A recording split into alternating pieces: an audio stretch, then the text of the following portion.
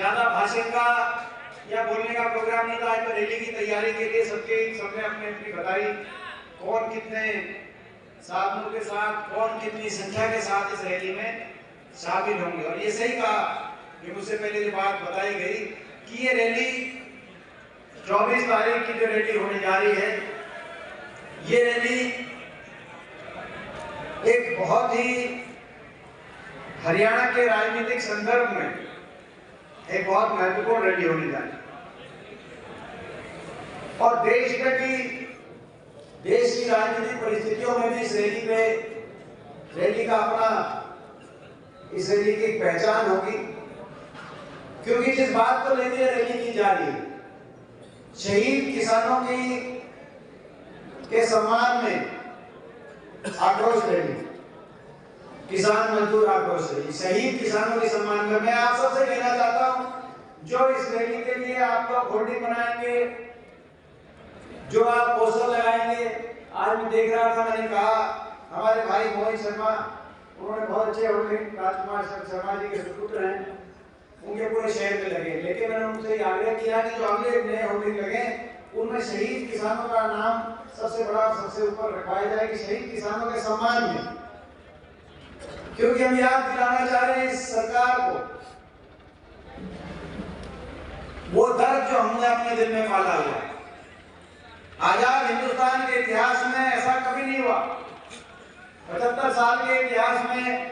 ऐसा आंदोलन, एक साल से भी ज्यादा देश का किसान लाखों की संख्या में दिल्ली के बॉर्डर पर बैठा हो, हर रोज उन बॉर्डर से, उन धरनों से किसानों के शव वापस आते हैं पंजाब हरियाणा के गांव में, हर रोज चिताएं जलती हूं और हर रोज सरकार देश के किसान का तिरस्कार करती हो, देश के किसान के बारे में अपमानी शब्दों का प्रयोग करती हो। इतना अहंकार और ऐसा आंदोलन, इतनी जानों की कुर्बानी भी किसी आंदोलन में किसी सरकार के समक्ष नहीं हुई होगी, और इतना अहंकार भी कभी किसी सरकार को नहीं हुआ। वो ऐसा समय था जब लड़ाई लड़ते थे और संसद के अंदर जाकर, क्योंकि मैं प्रदेश से विपक्ष का एकमात्र सांसद, उस रूप से जब हम अंदर जाते थे और सरकार से कहते थे कि किसान की बात मानो, तो सरकार कहती थी, सरकार में बैठे हुए प्रधानमंत्री, कृषि मंत्री, सारे मंत्री तिरस्कार करते थे, कहते थे किसान की बात नहीं मानेंगे। फिर हम कहते थे किसान की बात नहीं मानते तो कम से कम किसान को किसान मानो, कहते थे किसान को किसान भी नहीं मानेंगे।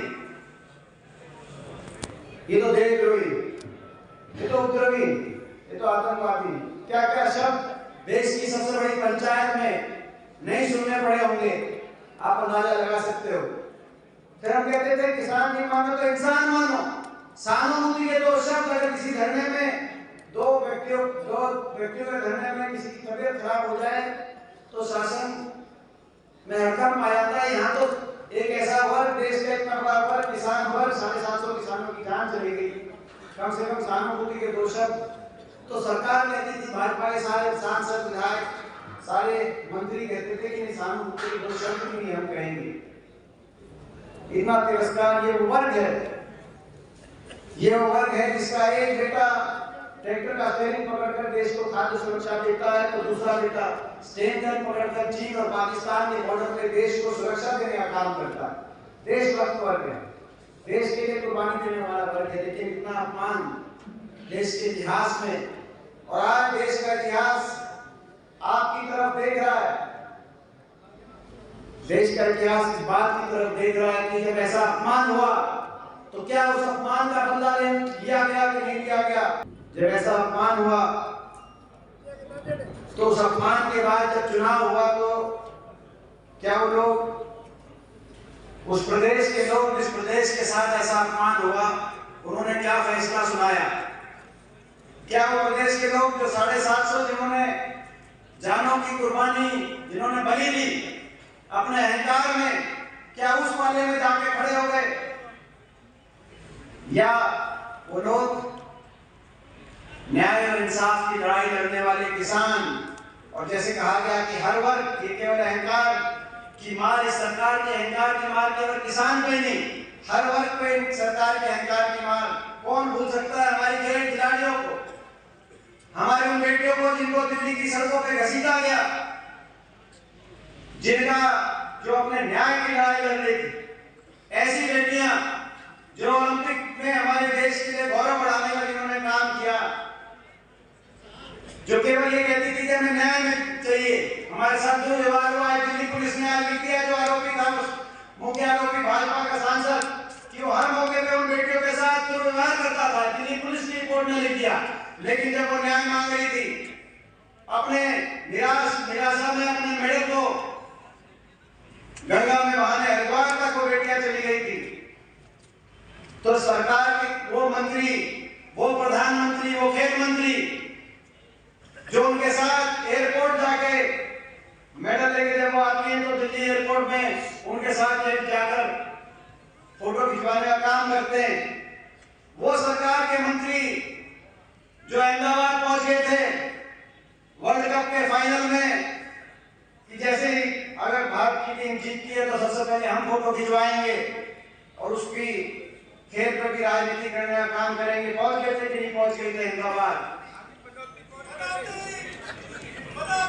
वो वहां पहुंच गए थे। लेकिन वही बेटियां जो अपने न्याय के लिए इंसाफ मांग रही थी, भाजपा के आरोपी एक सांसद को बचाने के लिए, एक किसी मंत्री ने, एक सांसद, एक प्रधानमंत्री से लेकर भाजपा के आखिरी विधायक तक, किसी ने नहीं कहा कि आप इस देश में, आप इस देश की नागरिक हो, आपको न्याय मिलेगा, आप अपने मेडलों को यूं बहाने का काम ना करो। एक किसी का बयान नहीं आया। दिल्ली की सड़कों पे घसीटने का उनको काम हुआ। ऐसा घोर अन्याय, ये अहंकारी सरकार है। कोई ऐसा वर्ग नहीं बचा जिसके साथ इस सरकार ने अन्याय ना किया हो। आज सफाई कर्मचारी बैठे हैं, इससे पहले कर्मचारी बैठे थे ओल्ड पेंशन स्कीम के लिए, जिन पर लाठीचार्ज हुआ, सरपंच गए थे उन पर लाठीचार्ज हुआ, हमारे आरती वो भूख हड़ताल में बैठे थे, सरकार ने सूद नहीं ली, उसके बाद हुड्डा साहब ने जाकर उनकी भूख हड़ताल खुलवाने का काम किया। हर वर्ग को एक तिरस्कार और अपमानित करने का काम करने वाली ये सरकार, अहंकारी सरकार, इस सरकार के अहंकार को तोड़ने की लड़ाई है। और इस बात की लड़ाई है कि देश के इतिहास में लिखा जाए कि अगर किसी सरकार को इतना अहंकार हो जाए कि 700 किसानों की बलि वो सरकार ले ले, तो जब अगला चुनाव आएगा तो उस प्रदेश के और देश के लोग भी उस सरकार की बलि लेने का काम करेंगे, उसको सत्ता से बाहर करने का काम करेंगे। इस बात की लड़ाई, ये अहंकार की लड़ाई, इस अहंकार को तोड़ने की लड़ाई है। और हरियाणा को में परिवर्तन लाकर हरियाणा को विकास, खुशहाली के रास्ते पर लेकर दुनिया में दोबारा से हरियाणा का नाम हो, देश में दोबारा विकास में नंबर 1 पे पहुंचे। आज स्थिति ऐसी हो गई, अभी 3 दिन अभी बता रहे थे, मैं 3 दिन अमेरिका गया था, कल ही मैं अमेरिका से वापस आया। 3 दिन अमेरिका में, वहां पर केवल अमेरिका में हरियाणा से 5 लाख के करीब बच्चे पिछले 4-5 साल में पलायन, अपना घर बार बेचकर, खाली 50 लाख 40 लाख का लोन लेकर और सारी कठिनाइयों का सामना, मुश्किलों का सामना करके अपने माँ बाप को जो है यहाँ पर परिवार को छोड़कर जाने का मजबूर हो गए नौजवान। और वहां पर मैं नौजवानों से मिला, उन्होंने एक स्वर में कहा कि स्थिति ऐसी बन गई देश में सबसे ज्यादा बेरोजगारी, रोजगार का इस सरकार में कोई आगे आशा दिखाई नहीं देती, तो हम यहाँ जो मरते क्या ना करते। ये स्थिति आज बना दी हरियाणा। मैं समझता हूँ कि आज हरियाणा को दोबारा से विकास के रास्ते पे लेके जाने की लड़ाई है और इस सरकार के अहंकार को तोड़ने की लड़ाई है। उस लड़ाई में ये जो सिरसा की 24 की रैली होगी, इस रैली तय करेगी कि हरियाणा किस तरफ जाएगा। मैं आप सबसे पूछना चाहता हूँ, ये 24 तारीख को जो किसान आंदोलन की याद में, किसान शहीदों के सम्मान में, हर वर्ग के साथ अपमान के तो ये रैली करने का जो सिरसा में फैसला लिया गया है, ये ठीक फैसला है कि गलत फैसला है? ठीक फैसला है। ये ठीक फैसला है। ठीक फैसला तब होगा, माना जाएगा, जब 24 तारीख को जो सिरसा में रैली आज यहाँ पे जब हो और अगले दिन अखबार लिखे कि तय हो गया है। और बाकी वैसे आप देख रहे हैं कि पूरे देश में बदलाव का माहौल पूरे देश में, मगर हरियाणा में असली लड़ाई है। तो ये 24 तारीख का आपने जो सबने अपने अपने अपने संख्या लिखवाई है, मैं ये कहना चाहता हूँ अब और कोई रह गया हो तो वो संख्या 24 दिन हम ही रहेंगे आपके बीच में। मैं भी यहाँ आपके बीच में रहूंगा, जो है जितने दिन आप कहोगे, जहाँ जहाँ कहेंगे हम सब मेहनत करेंगे। आप हमें बताएं, सीधा हमें बताएं कितनी संख्या आप लेके इसमें, आप कितनी संख्या, कितना आपका जो है इसमें योगदान रहने वाला है। कहीं कोई अगर जरूरत है, साधनों की जरूरत है, बरनदास जी बैठे हैं आपके बीच में, जिले के प्रभारी हैं, वो सबके साथ मिलकर सबके तालमेल करके, क्योंकि इसमें हर तरीके से इस रैली के अंदर हम सबको मिलजुल के ये रैली सफल बनानी है। तो साधनों के लिए भी सबसे मिलके साधन जुटाने का के लिए उनकी जिम्मेदारी लगी हुई है। तो उसमें भी आपको मदद करनी है, और जिनको साधन चाहिए, जो साधन दे सकते हैं वो भी बताएं कि भाई ये साधन हम प्रोवाइड करा सकते हैं, और जो जिनको साधन चाहिए वो भी बजरंग दल से कांटेक्ट करें ताकि वो साधन जो है वहां पे लें। तो भाई आज ये संकल्प लेते हुए हम अपनी बात समाप्त करते हैं कि भाई 24 की रैली, क्योंकि उस रैली की तरफ नजर केवल हरियाणा प्रदेश की नहीं होगी। जब हम किसान आंदोलन की बात करें तो उससे हम केंद्र की सरकार को भी यहाँ से एक संदेश देने का काम करें कि भाई लड़ाई जो है हम लड़ेंगे। आपके पास सत्ता बल हो सकती है, आपके पास धन बल हो सकता है, बीजेपी के पास सत्ता बल है, धन बल है, मीडिया बल है, तंत्र बल है, लेकिन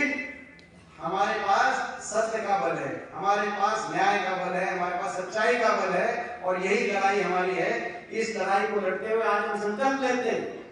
कि लड़ाई लड़ेंगे। 24 को जो है आर पार की लड़ाई होगी, 24 को विजय का ऐलान होगा, और ये संकल्प होगा कि अगले 6 महीने बाद, क्योंकि इस सरकार के 6 महीने रह गए साथियों, इस सरकार का आज हम 24 को यानी दिसंबर चला गया, जनवरी फरवरी मार्च में चुनाव डिक्लेयर, 2 महीने लोकसभा से पहले आचार संहिता लग जाएगी 2 महीने के बाद, और उसके बाद लोकसभा के चुनाव मार्च में आचार संहिता लगती है। 30 मई को पिछली बार प्रधानमंत्री ने शपथ ली थी, मई के बाद जून जुलाई अगस्त सितंबर में फिर आचार संहिता लग जाएगी। तो 5 महीने सरकार के काम के बाकी रहेंगे, कुल 5 महीने। मैं आपको एक बात बताना चाहता हूँ, वैसे 3-4 महीने बीच में आचार संहिता में, तो 5 महीने के बाद हरियाणा में अगले वर्ष, अगले हरियाणा दिवस तक हरियाणा में हम संकल्प लेते हैं कि एक ऐसी सरकार बने हरियाणा में जिस सरकार में किसान का अपमान ना हो, 700 किसानों को जान ना जाट देनी पड़े, मगर ऐसी सरकार बने जिस सरकार में किसान का देश में सबसे ज्यादा मान सम्मान किया जाए। ऐसी सरकार हरियाणा में हम संकल्प लेते हैं कि अगले हरियाणा दिवस तक हरियाणा में एक ऐसी सरकार बने जहां हरियाणा देश में बेरोजगारी में नंबर 1 ना हो, मगर जहां हरियाणा घर घर में रोजगार देने में देश में नंबर 1 हो। ऐसी सरकार हरियाणा में संकल्प, हम ऐसी संकल्प लेते हैं अगले हरियाणा दिवस तक हरियाणा में ऐसी सरकार ना हो जिसमें हरियाणा देश में महंगाई में नंबर 1 हो जैसे अभी सरकार में है, मगर ऐसी सरकार बने जिसमें हरियाणा के हर घर को 300 यूनिट फ्री बिजली देने का काम वो सरकार करे। ऐसी सरकार हम संकल्प लेते हैं हरियाणा प्रदेश में एक ऐसी सरकार ना रहे जो 5100 बुढ़ापा पेंशन का वायदा करे लेकिन 5 साल तक भी बड़े बुजुर्गों को उस वायदे से वंचित रहे, मगर ऐसी सरकार हरियाणा में बने जो अगली 1 नवंबर से हरियाणा के हर बड़े बुजुर्ग को 6000 बुढ़ापा पेंशन दिलवाने का काम करे। हरियाणा में हम संकल्प लेते हैं, हम संकल्प लेते हैं कि हरियाणा में ऐसी सरकार ना हो जो ओल्ड पेंशन स्कीम मांगने वाले कर्मचारियों के सरों पे लाठी बरसाने का काम करे, मगर एक ऐसी सरकार बने जो ओल्ड पेंशन स्कीम भी और पंजाब स्केल भी हरियाणा में कर्मचारियों को लागू करने का हम संकल्प लेते हैं। एक ऐसी हरियाणा में अगले 1 नवंबर तक ऐसी सरकार ना रहे जो पंच सरपंचों को उनके अधिकार मांगने पे लाठियों से भाषा से जवाब दे, मगर एक ऐसी सरकार बने जो हरियाणा के सरपंचों को और पंचायती राज संस्थाओं के सभी जनप्रतिनिधियों का पूरा मान सम्मान देते हुए उनके अधिकारों को बढ़ा के देश में